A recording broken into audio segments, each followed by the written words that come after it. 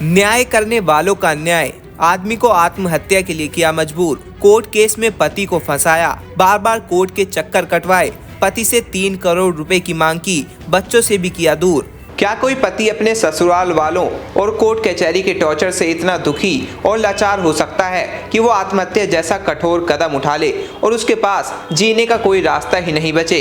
ऐसा ही अतुल सुभाष के साथ हुआ, जिसने अपनी पत्नी, ससुराल वालों और कोर्ट के टॉर्चर से दुखी होकर खुद को खत्म कर दिया। मरने से पहले अतुल ने 24 पेज का सुसाइड नोट और वीडियो भी बनाया है, जिसमें उसने ससुराल वालों पर खुद को टॉर्चर करने का आरोप लगाया है और उसको खुदकुशी करने की वजह बताया है।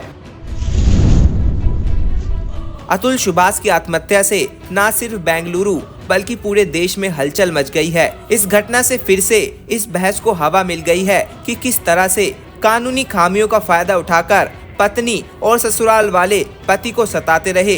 ये सनसनीखेज घटना बेंगलुरु में घटी।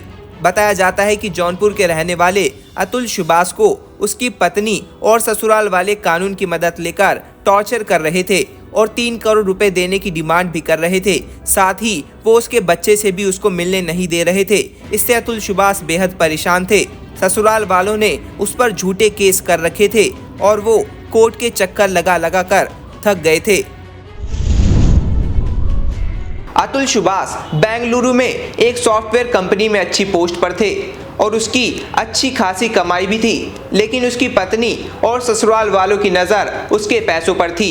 इसलिए ससुराल वाले उस पर झूठा केस करके 3 करोड़ रुपए देने की डिमांड कर रहे थे।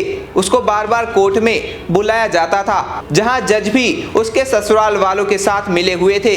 सभी मिलकर उसको डराते धमकाते थे। अतुल ने सुसाइड नोट में कहा कि उसकी अच्छी इनकम ही उसकी दुश्मन बन गई थी और लालची ससुराल वाले उसके पूरे पैसे को हड़पना चाहते थे। इतना ही नहीं, उसके ससुर की मौत बीमारी के चलते हुई थी, लेकिन ससुर की मौत का आरोप भी उसी पर लगा दिया गया था। अतुल ने सुसाइड नोट में कहा कि वो मजबूर होकर आत्महत्या कर रहे हैं। उसको कानून में विश्वास नहीं है कि वो उसको न्याय दिला पाएगी। अतुल ने उम्मीद जताई है कि शायद उसके मरने के बाद उसको इंसाफ मिलेगा और कोर्ट उसके लालची ससुराल वालों और उसकी पत्नी को सजा देगा। अतुल ने लिखा है कि अगर कोर्ट उसके लालची ससुराल वालों को सजा नहीं दिला पाए तो उसकी अस्थियों का विसर्जन करने की बजाय कोर्ट के बाहर ही किसी नाले में फेंक दिया जाए। बता दे, पुलिस को सुभाष के शव के पास एक तख्ती लटकी मिली थी, जिस पर लिखा था इंसाफ बाकी है। अतुल सुभाष तो नहीं रहे, लेकिन क्या देश की न्याय व्यवस्था सचमुच उसे न्याय दिला पाएगी? क्या इस तरह की घटनाएं रोकी नहीं जा सकती? आखिर क्यों नहीं देश में कोर्ट और पुलिस वाले सही न्याय कर पाते हैं? जरूरत है देश की न्याय व्यवस्था में पति की बात को भी उतने ही अच्छी तरह से समझा जाए जिस तरह से पत्नी का मामला कोर्ट में सुना जाता है। नहीं तो पता नहीं कितने अतुल सुभाष आगे भी मजबूर होकर अपनी जिंदगी से हाथ धोते रहेंगे। मैं आपके साथ पवन कुमार कोहली, आप देख रहे हैं एक्शन इंडिया टीवी।